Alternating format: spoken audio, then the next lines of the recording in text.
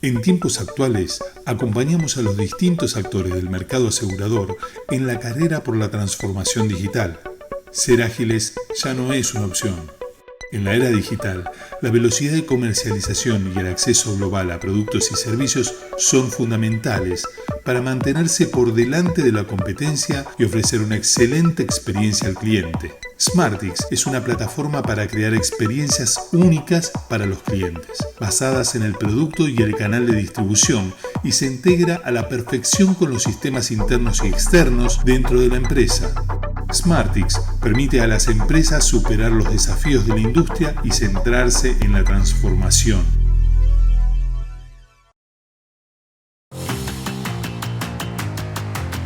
La transformación digital nos inspiró a diseñar un portafolio con soluciones flexibles para nuestros clientes. Creamos un seguro de arrendamiento que se adapta a las facilidades del mundo digital. Diseñamos un seguro de auto que nuestros clientes pueden activar y desactivar cuando realmente lo necesitan. Los acompañamos en esos momentos inesperados por tan solo 123,000 pesos al año. Los protegemos ante posibles fraudes del mundo digital y cuidamos a cada miembro de la familia, incluyendo a los peluditos. Y lo mejor es que ahora nuestro portafolio podrá ser comercializado en Moon Digital, la plataforma que permitirá cotizar y vender todas nuestras soluciones. Somos tu compañía siempre, transformándonos en cada paso.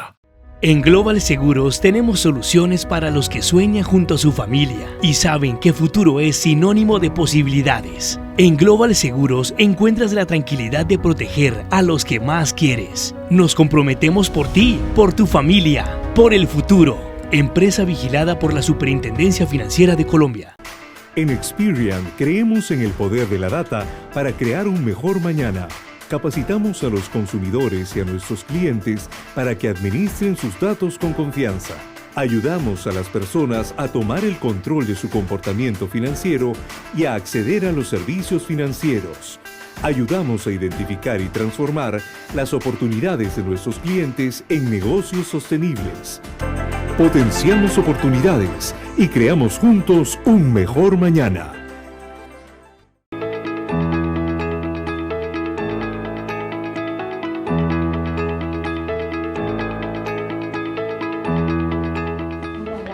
Thank you very much. Can you hear me perfectly? Yes, great. So I would just simply like to make sure that you can see my laser pointer and that you can see my presentation. Go ahead. Great. So today I'm going to talk about innovative solutions for unexpected events. When I was preparing this presentation, I decided that I was going to structure this presentation today in two parts. The first part that has to do with what we understand by innovation, what types of innovations are there, and what type of innovation we have to aim at and the answer of the insurance sector to those innovative needs from the startups and from the Insurtech ecosystem, which is not just a startup, and also from the traditional insurers and how they interact with that ecosystem and how they generate innovation. And the way to bring this about to life will be to focus on several case studies that will attempt to explain as to how different tools were used to generate innovation as a response to those emerging risks. At the end, I will finish with a conclusion that is aimed at what is needed to be able to carry out these types of innovations and these types of products, and what are those ingredients for success that we see at a larger level in companies, both startups and traditional companies, in the area of insurance when they work on innovation. The first thing that I have is a disclaimer. In this presentation, there are many companies, some of which are dead, others are still alive, others that are very successful, others that have been in the bad part of history. So nothing that I say today is more than just an example to be able to explain certain tools as to how to develop an innovative solution. But they don't pretend to be any type of recommendation with regards to any type of investment in these companies. So what is innovation exactly, and what do we understand by innovation, and what type of innovations do we want to have?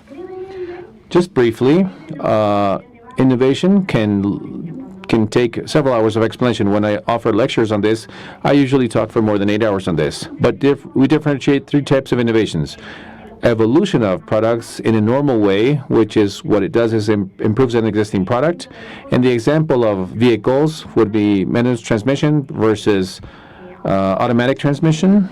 This is innovation introduced in 1940s, and it was introduced as an option for a vehicle, so that, for example, women back then would have an option of an automatic transmission compared to a traditional one. And when this product came out, we never saw it as something that could threaten the rest of the vehicles in the marketplace. In fact, to date, we have still both options, automatic and traditional, without having cannibalized one from the other.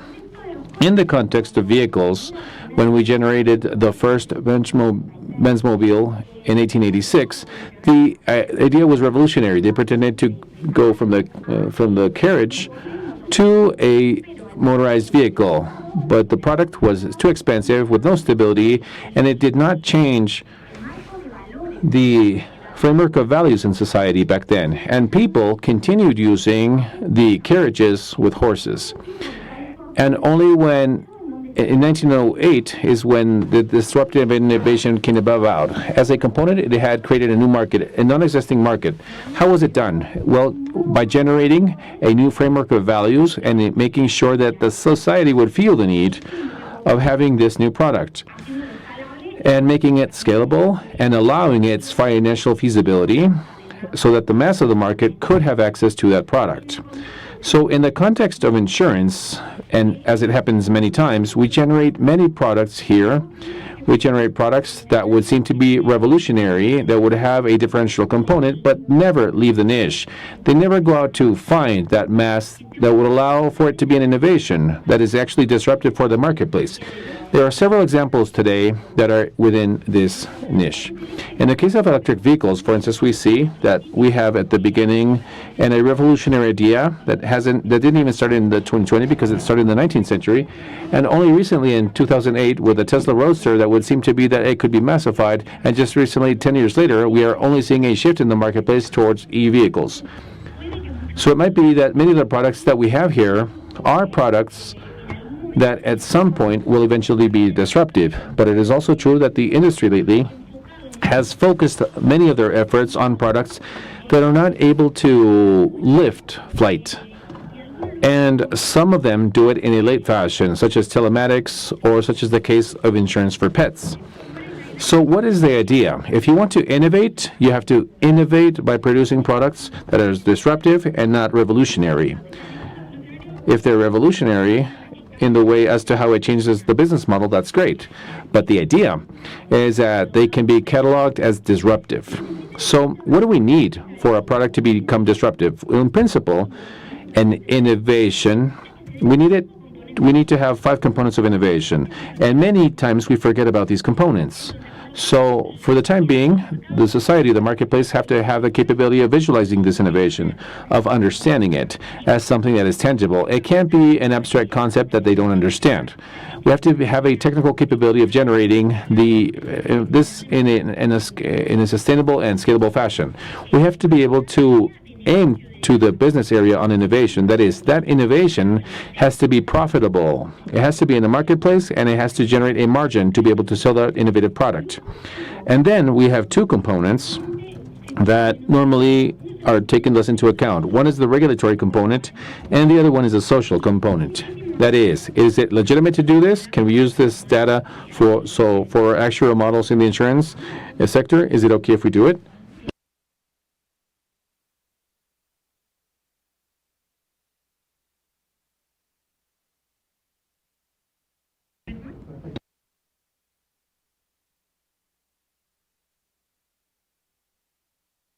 I hope my microphone is well. Okay, great. So now, the social component is the component that is usually key from going from an innovation of a revolutionary nature to a disruptive, because it goes through into the integration of this and how society wants to live. It's how we transform this in an insurance example. So if we look at the blockchain area of technology, or on-demand insurance, we might ask ourselves, do all these things take place when we develop a product? We need to ask ourselves, how can I transform technology like that of blockchain and its advantages into something that people and the market and consumers can understand? Does it make sense? Will they value to the decentralization that blockchain brings about in the market? With the evolution between Napster and Spotify, that the decentralization is necessarily something that is valued by the market, and the market values much more the comfort of being able to consume songs at any time by way of Spotify or Apple Music. That is what they value, and not the Napster model, where those songs would come from different people, and that was a distributed model. So, for example, there are many people that say that distributed models of value and mutualization are things that society don't understand and they don't need and they don't value. Therefore, they would not pay for this type of product. So every time that we make these types of exercises, that we do them, we understand that that if our product has that capability of being a game changer, or if they will not make it to the niche and it's just going to be on a shiny toy on the shelf. Another experiment that generates lines in some in the newspaper, but that doesn't necessarily change our business significantly. So what is it that allows us to go to innovation? What are those innovation drivers, and how those emerging drivers come in terms of the needs, or as a catalyst of innovation? An innovation catalyst is any type of external pressure or internal pressure that takes us to improve and to generate an acceleration in that change. Nowadays, we live in a world where there is a huge complexity, not only because we have new sources of risk, but also because we have an acceleration in the interconnection of risks at the local and global levels. To that, we add an overload of data, an acceleration in technological development, and changes there that exist between consumers and companies. That generates an ecosystem that is quite complex that we all know of, and this allows companies and consumers to need solutions that will allow them to transfer those risks. So for us, that complexity is the other face of the coin. The insurance industry can see this complexity as a great opportunity. But in order for it to be an opportunity, we need to be able to react before those modifications and external risks in a quick way and in a flexible fashion to be able to generate new business models and new products and new services that aim to mitigate or to transfer those risks. So this is what the presentation is about today. Okay, so what are the main sources of innovation and catalysts of innovation? In this slide, there are many that I usually talk about with my students and that we have workshops on, and not all of them are what we call emerging risks. So in that first column, we have what we call catalysts that come from the field of technology, where of course we have AI, new technologies such as blockchain. We could also have quantum computing, new types of data, and all this allows us to do things that we couldn't do before. But it also introduces new types of risks. So today we're going to see them as what type of risks are generated by these catalysts in technology innovation, and how we can solve and mitigate those risks by way of innovative solutions. In the middle, we have what we call environmental catalysts. These sometimes include the internal environment of a company. Here we include cyber, which is not that new because it's been a while that we've been talking about them, climate change, and for example, regulatory risks. These are external risks that come from the environment and that generate a need of new solutions. And then from a standpoint of social interaction, we also have new trends such as collaborative economy, such as new mobility trends as segments that cannot be insured. So that type of catalysts that are social on innovation don't just generate innovation because they create new needs, but also some of them are related to emerging risks. So emerging risks will have an impact at different levels of our chain value that is secured or insured. When we look at the product, we have to try to think about the insurance policy. This is considered much more than that, actually. The product is all the customer journey that the consumer has when they consume this product, when they start researching and they comparing it with the other existing products, when they decide to buy it, when they buy it, when they receive it, when they receive that policy, and the way they receive it, the time they receive it, and with what price, with what discounts they receive it, through which person they receive it. And this has to do with post-sale stages, such as the use of the policy when there is an accident or a claim, and the ecosystem around this insurance that are offered by much more insurers. And the other two stages have to do with the retention of that consumer, monitoring and making sure that the consumer will not go with the competition, and to transform that consumer in a lawyer of our product, an advocate. So if we look at the whole set of the customer journey as an insurance product, we can map out accurately that customer journey and the different areas or activities that an insurer has today. So many of you will recognize that as the marketing and sales that has to do with distribution and discovering products, everything that has to do with rates, the development of a product, and handling claims. So in this context, we are going to see what innovations have affected what areas of this chain value and what roles they have. I'm going to focus especially on the fields that we call functional and technical core areas, because these are the areas where there is a first impact of emerging risks when these are transformed and these generate a new product. So when we see what we call emerging risks, at the beginning, the focus is mainly on product development, generating rates, subscription models that takes into account this, so that we don't know about the claims. There's very little data. But if we look, for example, at an external shock such as a pandemic is not an emerging risk. A pandemic is an external shock that basically struck us from one day to another, and its impact was systemic, that affected all the value chain.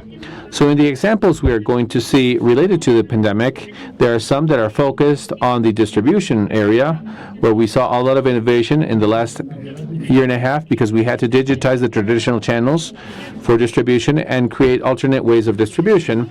But also, there was a lot in the field of improving that use stage, and to have a product where the claims could be done digitally, where there was no need to have to send documents or take documents in, and to have a person who would have to check the claims and the damage in a property. And then there was a need to change mechanisms and rules for subscription. On one side, it was to generate new rules for subscription that would allow for the subscription with certain things in the field of life and health, for example. This is just a clear example on that. The need of being able to subscribe with just 4 simple questions without affecting the results, and the capacity to adapt the subscription rules to new realities generated by the pandemic. And lastly, we have also had a huge impact on new products dealing with microinsurance, aiming at the field of diagnosis of COVID, transforming existing products so that these would take into account these types of risks that would have normally been excluded under the clauses excluding pandemics, that is, and having found an opportunity, if there are existing products, but that had very low level of penetration, such as business interruption, that are now very important because the impact the pandemic had in the generation of new businesses, and most of the productive fabric was brutal. So there are many areas where we will be able to see that these risk sources affect the generation of solutions. I'm going to focus especially on what has to do with the field of product generation, distribution, which were the ones that saw the biggest changes in the past 18 months. When we look at all these risks, and I'm going to talk about many of them, all of them have an impact in different fields of the value chain, but especially what happens to us when we attempt to explain as to how these generate innovation in terms of these sources of risks and these emerging risks, that is, the image, well, quickly gets complicated because all of these risks are fully interconnected and these generate contagion to other risks and amplify or mitigate other sources of risk. So which was the response seen in the past years to these emerging risks that started appearing at different times of the last decade, and especially in the past 18 months after the situation of the pandemic that the world is in? So first and foremost, there was a huge digitalization process, digitalization of traditional channels, distribution, and the generation of new ways of distribution that were digital, whether these were intermediated or direct. Then there was an automation and digitalization of the back end, everything that has to do with technical functions of companies. And to integrate within that digitalization and automation new sources of data to better understand risks in a different way or to understand new risks, and also to understand if there were different ways of mutualizing risks besides the traditional way as to how risks are mutualized in traditional fashions. And above all, in the past 5 years, we have seen different types of products. Today, I'm going to focus especially in solutions that generate new products. I'm not going to focus on the digitalization of backend, advanced analytics to generate new actuarial models, and the things that I did also devoted to, but it is to focus on innovative solutions in the view of the customer, solutions that would allow for the generation of a different product. The most different products found in the market are those that are based in use, and these are those products that are on demand and that can be consumed by episodes. That is, for a certain moment in time, what we call embedded insurance or auxiliary. This is insurance that inside one other product that is almost invisible. The dynamic products that are organized and that allow to change their structure, not only their price, but also they optimize their structure and their components depending on the segment or the person who is attempting to buy that insurance. And then new types of products, that is, products that covered risks that were non-existent or risks that where they mutualize a certain level of risk. So who generates the solutions, and how are these solutions generated before this pressure, before this catalyst of innovation to generate innovative solutions? That is the Insurtech ecosystem. In principle, we can say yes, in the pandemic, if there's something that we saw, is that the insurance sector, after a small moment where it was like the deer paralyzed before the headlights of a car in the first quarter of 2020, where everything was paralyzed, the level of investment in Insurtech not only went back to the previous trend, but also in 2021, it has passed all the historic records, both in terms of growth, because the last time it was grown was back in 2018, until in that size. So it's $4.8 million that were added in the past years in terms of Insurtech, and maybe for this year, it has passed the past years in its totality. So what does this mean? This means that investment in innovation at the level of insurance has not gone down, and it has actually been accelerated by the pandemic. When we look at the figures, we once again see that this year has been exceptional. The question is, where is that money going, and what is it allocated to, or what is it for? In principle, a great part of that investment would focus on the distribution areas. We can see that in the field of health and life, there was a higher focus in the field of distribution, which, for example, in the areas of back office, and this has to do with robotization, automation, and analytics, the approach was focusing on distribution. In the area of no life, this is very close to the trend that we have had in the past 10 years. And that field of distribution continues being important, but it has not been that high or different in the change before the pandemic. So what types of companies can we see that have truly been, let's say, accumulating investments, and where is that investment going? These are the things to say. First, in 2021 has been the year of make rounds. We have had WIFOC with $250 million. We have Extend with another amount of 260, but by Mini with another 260. So many of these companies have had important rounds, and many of them have been at an early stage. That is, that they have had that level of capitalization at the onset in their maturity cycle. So what does this mean? This means that some of these companies have a solution that will allow them to quickly address an issue. The market, as they see it, they believe that these companies, at least for those who have been successful and they're in the stock exchange, the marketplace believes that these are generating innovation.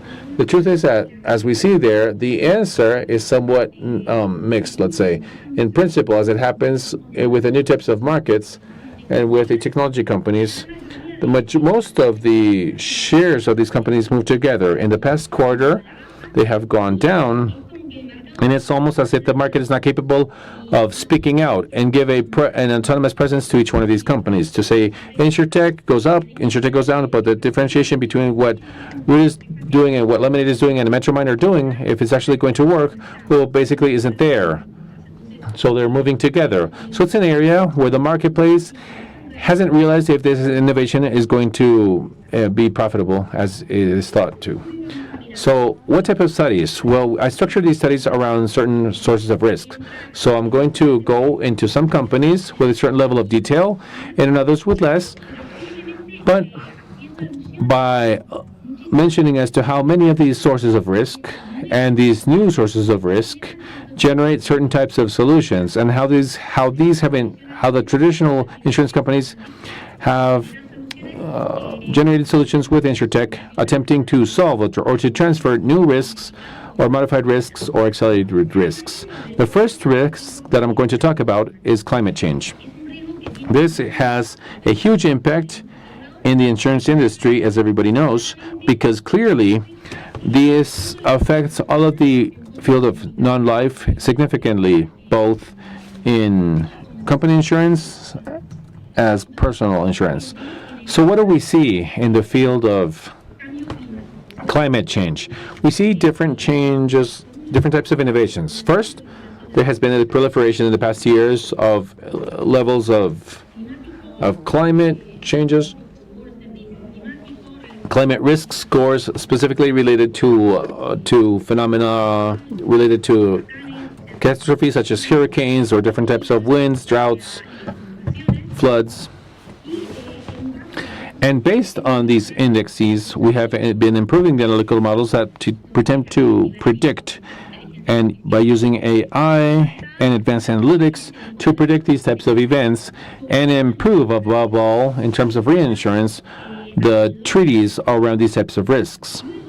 So in the context of personal insurance, we have had the emergence of microinsurances, parametric insurances, such as VEMCO in Puerto Rico, where they have allowed us to have access to a payment over a lump sum in a type of climate event. That is, a wind that goes past a certain limit in terms of speed, or an earthquake, let's say, that has a certain level higher than such and such at a Richter scale. So these types of products are products that did not change the product, but that are attempting to cover for certain populations where there is low penetration, to generate products that generate a relief instantly, that don't end up solving the problem to the risks, which is the case of microinsurance for what we call the base of the pyramid, and then products that have been solidifying their models. In the context of this year we saw a part of insurance where they have developed an insurance for fires that have been relevant in the United States in such a way that this analytical model would be included in an existing project, which is the CFIRE for Cincinnati. So what other things are being at the level of innovation in climate change? One of the things that I believe that is interesting are the resilience bonds. And I'm translating it that way. I don't know if we would call this like that in Spanish, but these resilience bonds is in that same bond, you can develop infrastructure that will resist to those climate changes at the same time that it generates premiums to ensure that type of risk dealing with climate. This is an idea that we have started to work on for several years, and since 2015 this has been debated on in the market, but it took 5 years to generate the first resilience bond that was generated in 2019. And it's an idea.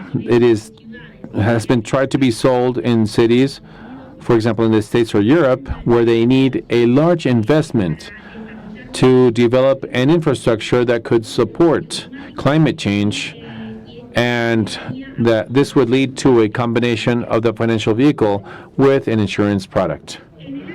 In the cyber field, which is not new for risks, because we've been talking for over 10 years with regards to cyber risks, that at one point was considered an emerging risk. We also have, in the past years, a consolidation of this sector in certain types of innovative solutions for insurance. So one of the most interesting things that happened in this past year and a half have to do with companies that were able to go into the insurance industry with a methodology to generate a risk index at the level of cybersecurity. In companies, especially in the context of companies, SMEs, or micro SMEs and SMEs.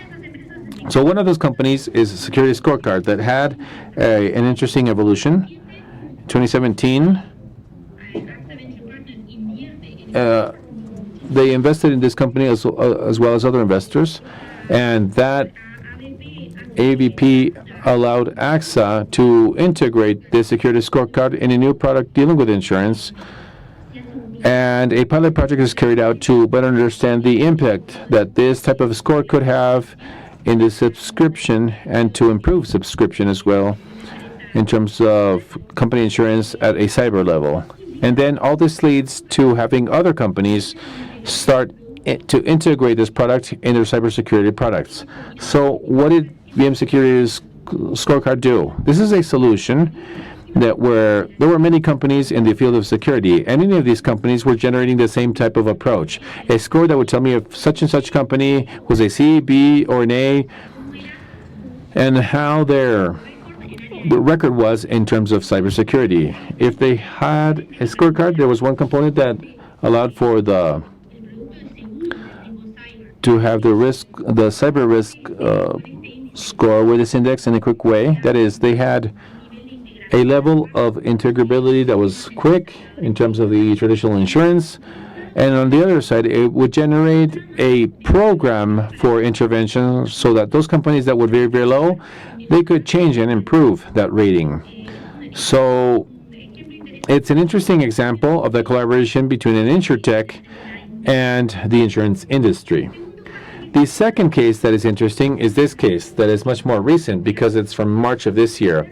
That has to do, I really like this case because it's a case that takes the concept of the emerging risk in the cyber field and generates a product of embedded insurance. That product that is inside another product that is almost not seen and that is sold as part of another product. In this case, the Google Cloud. So Allianz Corporate Specialty, it generated this product called Cloud Protection Plus. They created a product that can only be bought, it can only be sold to certain types of customers that are in the Google Cloud, that are part of a program for risk protection that aims to certain modifications in the cyber field and data security. So that is the first example of a cyber product that is embedded in an infrastructure that in this case is the infrastructure of cloud. The other product that we have in the cyber field that has had some sort of movement this year is the Corbus product that has just finished a $100 million business round. And what they have is a product that allows for the sale of a cyber insurance for small and middle-sized companies. So what we see here is our investments that doesn't come from the insurance industry, that comes from external investors that have bet on this product, which is a product that attempts to solve the issue of small sizes with small fleets, with the small trucks from and insurance for SMEs.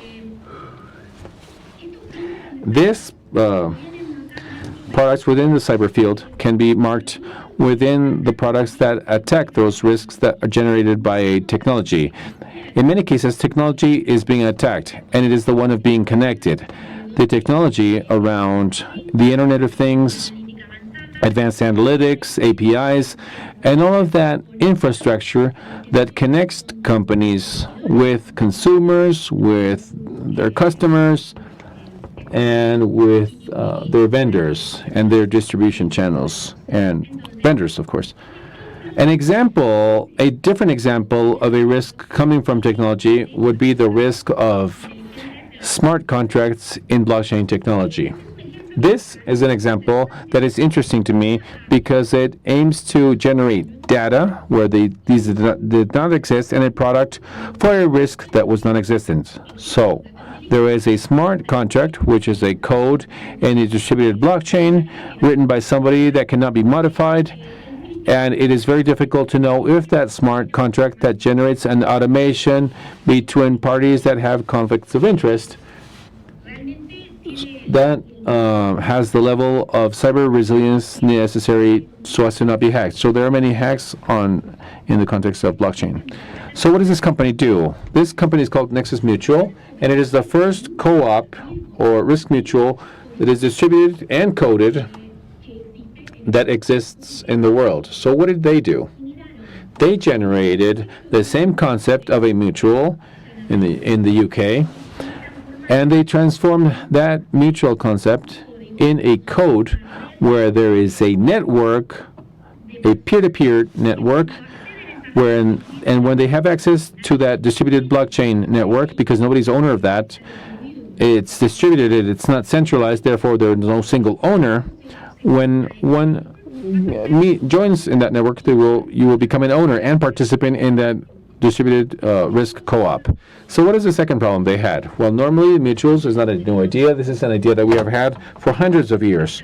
But only until now, it was difficult to take these mutuals to scale. With blockchain, that would no longer be a problem. They had a different problem, and was that besides generating that mutual codification and that self-mutualization of risks in a context of blockchain technology, they wanted to do it to attack a risk that was non-existent, the risk of smart contracts. So there were no prices, there was no market to generate those prices, and above all, there was no type of data related to claims, because there are those that were sporadic, and we didn't know exactly the level of damage caused by the different hacks from the different smart contracts.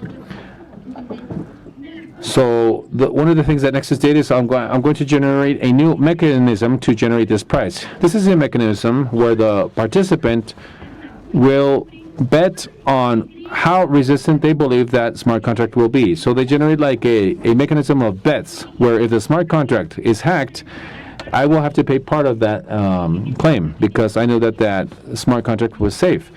And that way, with a market of prediction and resilience on these smart contracts, there will be a generation of mechanism that will generate the prices for these types of products.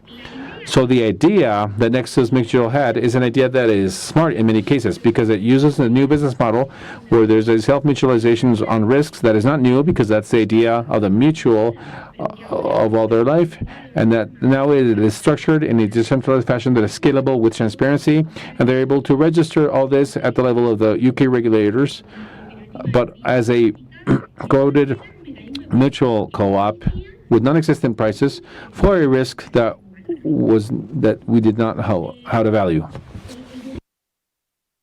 This development has taken many years. That is, they have been in this process for 5 years.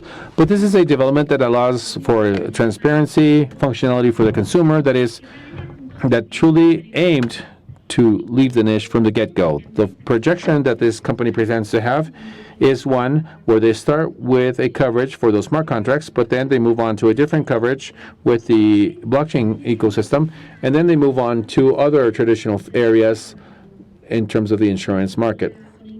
With the boom of the decentralized financials, this is a type of solution that is necessary in this ecosystem, and it is starting to generate more and more fans.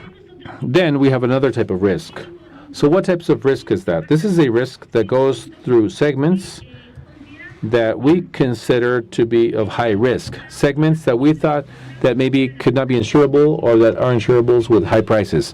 There are many types of solutions for these types of segments. I'm going to focus on those that truly aim to understand or modify the human behavior to change the way as to how you can put a rate to a risk or mitigate a risk in the future. So there's a complete field or area, and it's going to be difficult to summarize this in five minutes, because I usually offer courses of 16 hours where we use tools in economics to transform the insurance products, taking into account the behavior of consumers. And many times we have models that use consumer behavior for prices, for example, or to improve pre-sales or retention in post-sales. But I'm going to focus on some examples that change the product. That is, they change the way as to how people interact with these risk sources to be less risky or to understand in a better way if that risk is very high or higher than that of the normal population. The first ones to attempt to do this in a visible way was Lemonade. Lemonade has evolved towards being a traditional company in their approach on insurance, but back then they used many of these tools to structure the product and to generate friction between the behaviors that we would like to minimize, and it removes friction in those behaviors that we would like to foster or promote to generate that motivation of visibility of that insurance. If Lemonade had a surplus of profits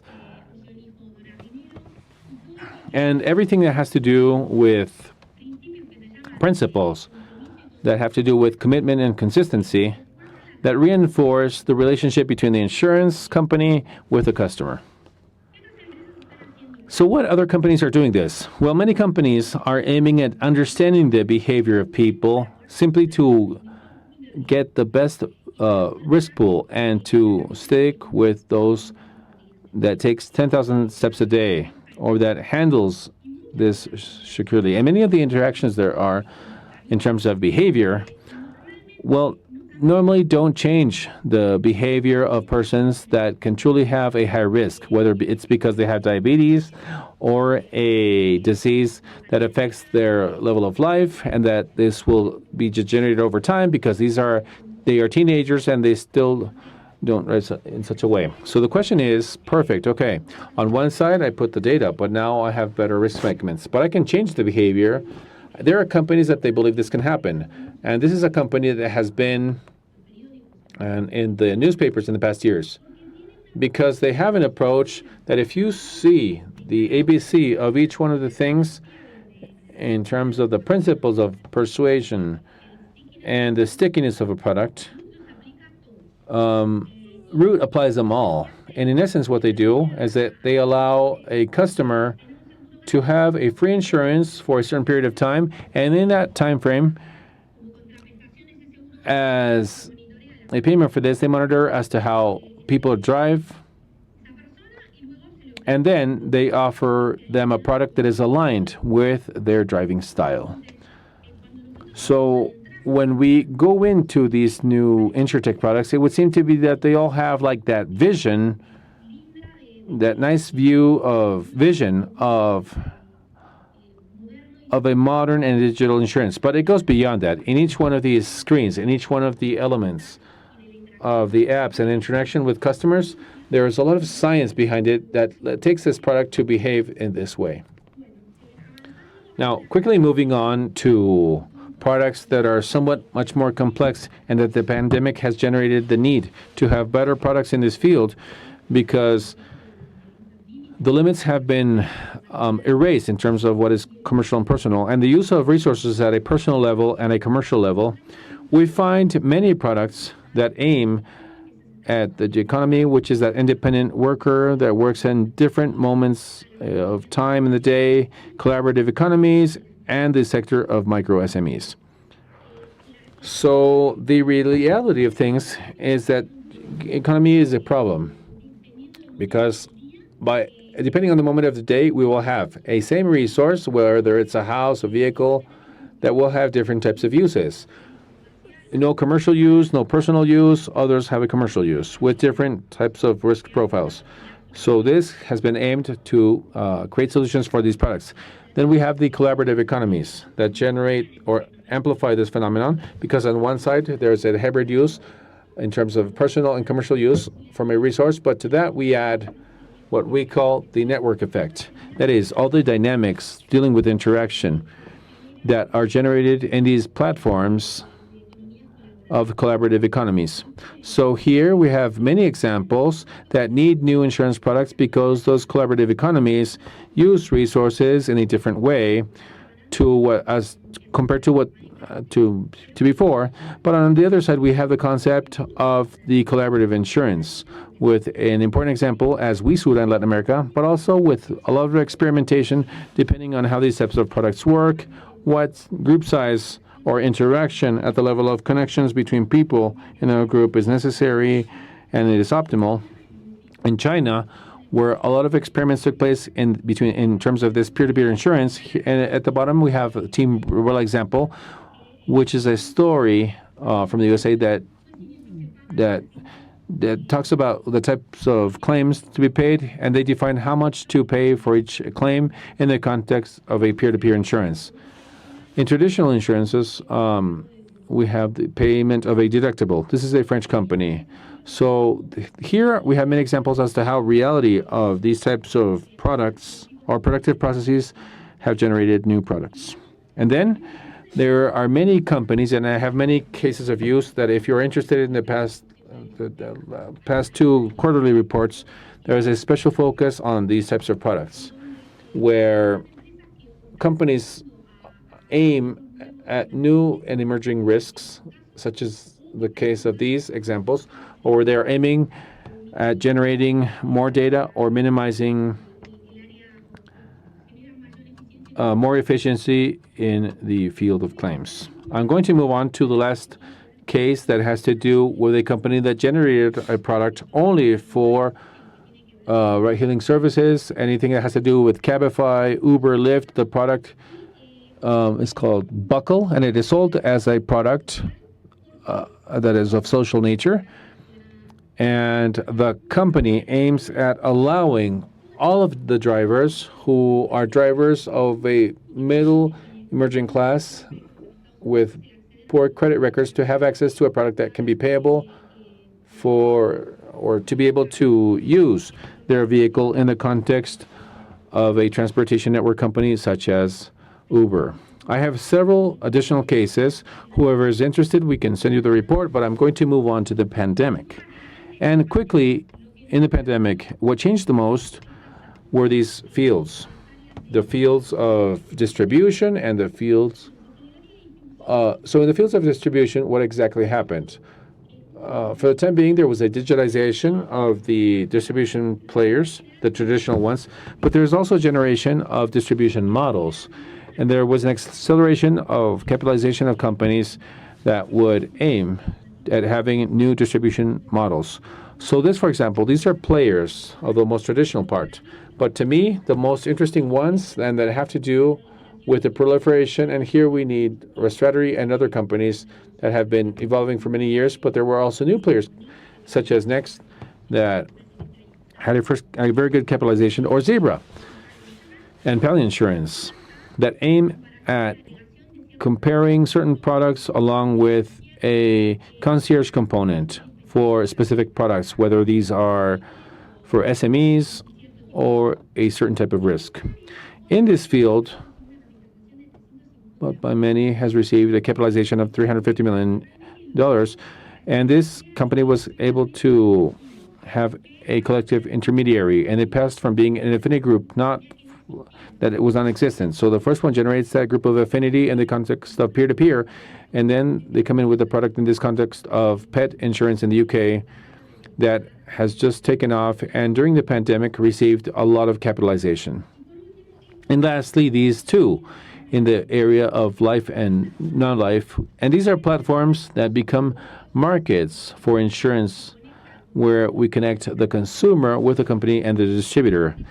Boltec is an interesting case that received a lot of capitalization. This is a large case in Asia. I don't know if George talked about it, but what they were able to do is to generate new insurance products in a quick way and connect different segments, distributors, direct consumers, others by intermediaries with different insurance products. Right now, they have close to 8 million consumers in 3 continents, and it generates premiums of over $5 billion. So what did they do during the pandemic? They were able to quickly do, in less than a month, new types of products that would connect certain ecosystems that were already digitized that existed in many products. Such was the case of Rabbit's Klein in Thailand. So this type of product, besides buying technological components and integrating them in the system to allow to establish or to how to secure or ensure certain types of devices such as laptops, but they also have the capability to quickly connect with the core systems and development of products in many companies to generate a product in very little time. This is the first unicorn that has reached Series A at the level of insurance, and that regenerated it's a company that was launched last year amidst the pandemic, and this year has had a capitalization of $80 million. So it's interesting how they do it, because this is a market, but they also generate the insurance solution that is innovative, necessary for certain customers. And lastly, because the company or insurance companies have also done a lot of innovation, I wanted to talk about Chubb Studio. Chubb Studio actually speaks about itself in terms of solutions that were generated. And during the pandemic, to be able to have this capability where any developer or IT engineer that worked on startups could generate solutions in a quick way, allow them to come out with Nubank in collaboration with a digital bank, Nubank, and in less than a month, they were able to come up a product with DBS, which is the biggest bank from Southeast Asia, and the development of another analog product with Grab, that is an important startup from the collaborative economy in Asia, also in less than a month. So what is necessary when we need to carry out these types of innovations? First and foremost, we have 2 fields in terms of needs or capabilities to be developed. The first one has to do with a technical aspect. We need to have a unified platform and to have a vision for the lifetime value to commercialize a product and to come in with a simple product and then to maximize that value chain. The capacity to have subscription and rates that are dynamic.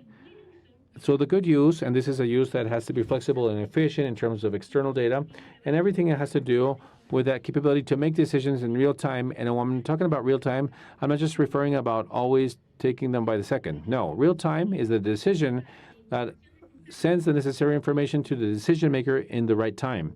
This could be a subscriber, it could be an agent, it could be a person at the level of claims processing, or it could be an agent, an artificial agent that needs to combine different types of components to produce a product. So these are the ingredients that many of the companies have in order to generate these innovative products. At the level of product design, modularization of products are also important. This allows for the product to adapt to the needs of different customers in real time or in pre-segmented fashion, and this allows for a better use of the stage in a product. And this, of course, allows to grab certain types of risks and to generate products of bundling. And this aims at reaching to a product that is at a certain point. I can type in my data and I'm offered a product for my risk profile, my appetite, and that is different to what is offered to another person. That is within a regulatory framework and not having any type of discrimination, etc. So what are the 5 areas that we have to focus in? The first one has to do with the operational models that we have nowadays. Not everything works. We have to understand who decides on what and how technical, core technical roles are part of the business decisions, the field of data. Where does that data come from? There is a single vision of the data in between all the roles, the cross-cutting effect, also the cross-cutting effect of the infrastructure that is flexible, and also what has to do with how we understand the consumers and how we understand the channels. So the efforts for these types of solutions are efforts that are focused on advancing in these 5 fields to generate a solution. What cannot generate a solution on insurance from one day to another without having these things aligned and by having a strategy for these types of elements? So the idea today was to talk about the impact of new sources of risk and above all in the pandemic in the insurance sector and how many companies have used this time to change the way to do things. And I leave you with this idea, and we will now move on to the Q&A session. I hope that the content has been useful, and now I am open to answer any question you may have. Magdalena, thank you very much for your very complete presentation. And yes, indeed, we have several questions that we are still receiving in our platform from the audience that are joining us.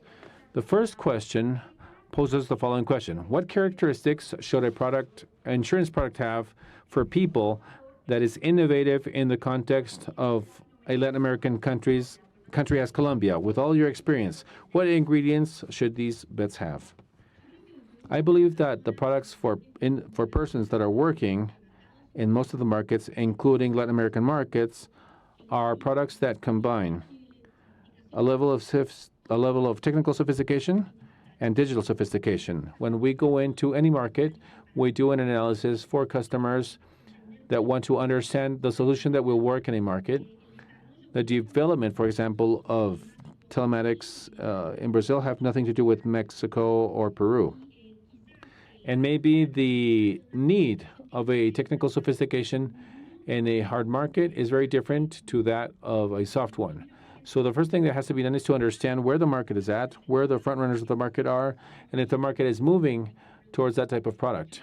I think that, and this is something that many people forget, it is difficult to say this as a blanket statement. There are countries like Germany where the market is used to choosing 300 things and to modify prices and to set up the insurance you want. There are other markets like Brazil, same as the US, where people are used to getting a price and a rate, and people don't even look at the coverages they have.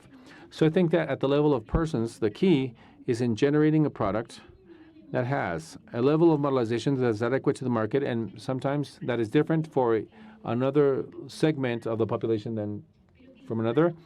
That the data behind the products and the construction of the product, the way as to how this product is coded in the core, is modularized in such a way that you can have data of claims, data by components, where you can do an optimization of a makeup. So what is the recipe for success? Well, it's about being able to experiment on that in real time. Companies such as Google do thousands of experiments. Netflix does them, and maybe they're doing more because they have much more competition nowadays. And the most innovative ones in insurance companies don't even do 100 experiments. So the capability of having different products in the marketplace is important. And I believe that the components of digitalization go beyond being able to sell them in digital channels. They have to do with setting up products digitally, and depending on the market and depending on the segment, this product could have a telematic component or a much more dynamic component. Maybe we'll have it or it will not. It's difficult to say it. if it's not in such a case of such a segment and such business line. Very well. This question, I think, can address the previous concern with a much higher scope. This question goes, do you think that the increase in the amount of investments in Insurtech will allow for disruptive innovation? Or will these investments do is to perfect the type of Insurtechs that we already know of? Well, that's a really good question. Well, two things on that. The first thing is that there's a lot of investment being made. In my opinion, it's being done at an onset. Some go with IPO with a very low level of maturity. So where is capital going? That's always a signal as to what the market thinks that can be generated in this sector. But it is also true that we are in a moment or in a market that is highly bullish, and that not necessarily everything will generate gold. That is, in the past 10 years, we estimate that 500 Insurtechs with significant capitalization have disappeared. So I believe that in this moment, the approach is in new products and new ways of distribution. At the beginning, there was a huge approach on product centricity and players that were not part of the industry. Then the industry went into this ecosystem and they redirected the agenda towards solutions that are much more affordable, much more digital, and everything that has to do with the robotization, automation, and digitization of internal processes, and the betterment of processes within the existing business models lines. For example, the actuarial ones, the use of AI. So this allowed for new solutions. A significant change and an improvement in the way as to how we see risks of the traditional products. These past 18 months have seen investments towards new products and to new business models, especially in distribution and interaction with consumers.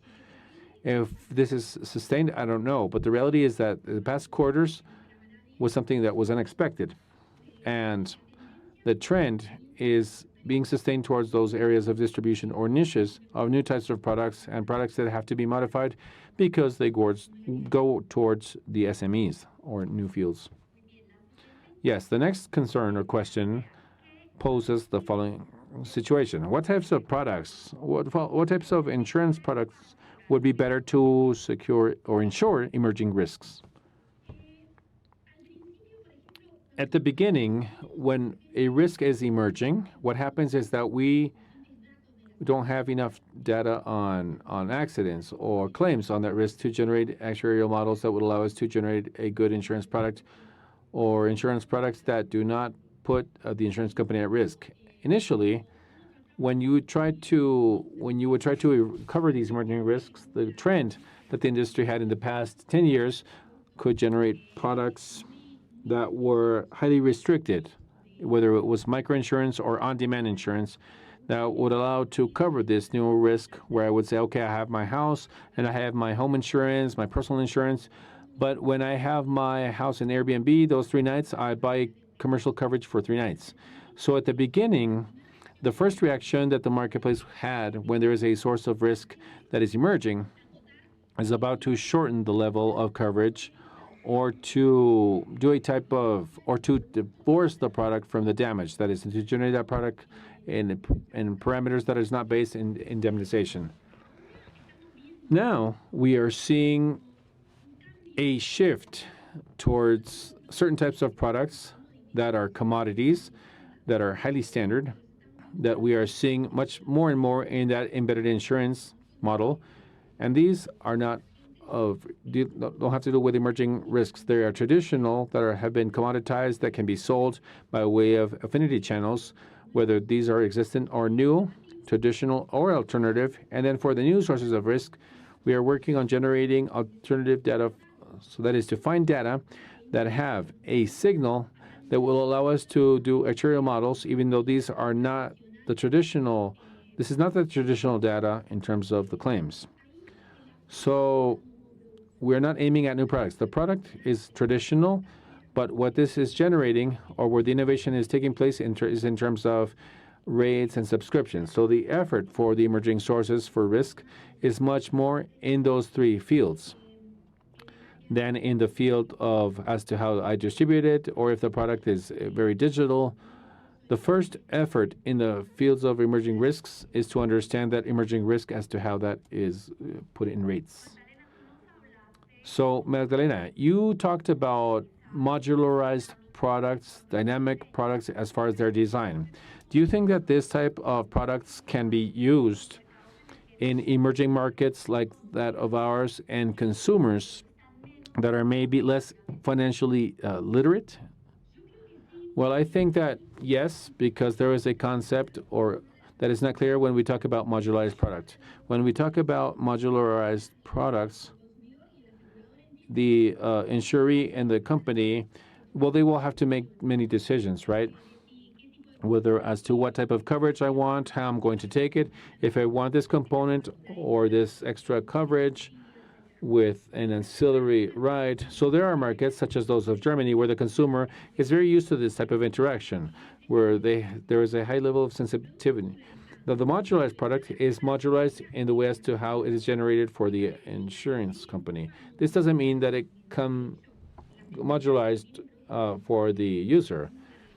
So the companies that have modularized products in some markets, they take them with all of that decision process, and in others, they are taken as a product that is made. In the case of lemonade, that's a good example. And lemonade in Germany for home insurance allowed them to make all the decision that the Germans are used to in this context. In the U.S., the consumer in the U.S. is used to, they just answer certain questions and they will get a price for a product. But that product that is not regular at the level of sales point is modular. That is lemonade. Shows that.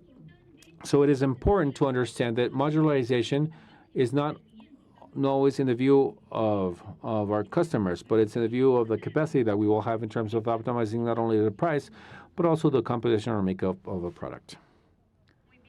Very well. This would be the last question in order to talk with you. And it has to do on a matter of special relevance and a lot of dialogue. And it is how have the regulators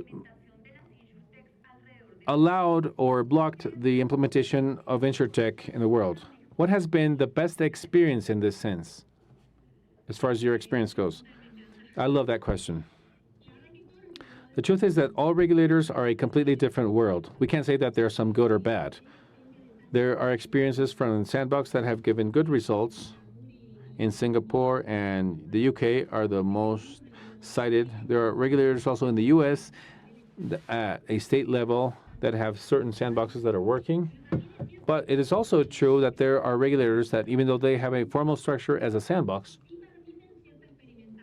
do allow certain types of experience or allow certain structures to be outside the regulatory framework to understand how they work and how these affect the consumers.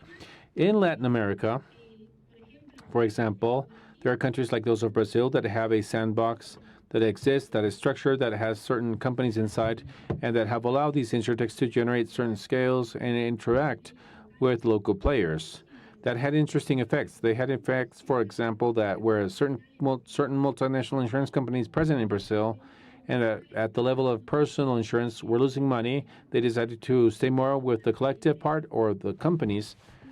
They were able to go in to collaborate with insurtechs that were in charge of those personal parts, or companies such as Caixa Aseguradora that created their own startups and their own direct insurer in a framework that they didn't need that sandbox. So the reality of things is that nowadays, most of the regulators in Europe and in the US have units to understand the technology trends, and they're in dialogue with insurtechs or Startup Bootcamp and all of those that we work with. So in Europe, every time that we had a meeting with her and their insurers, and in the context of plug and play, we have the regulator.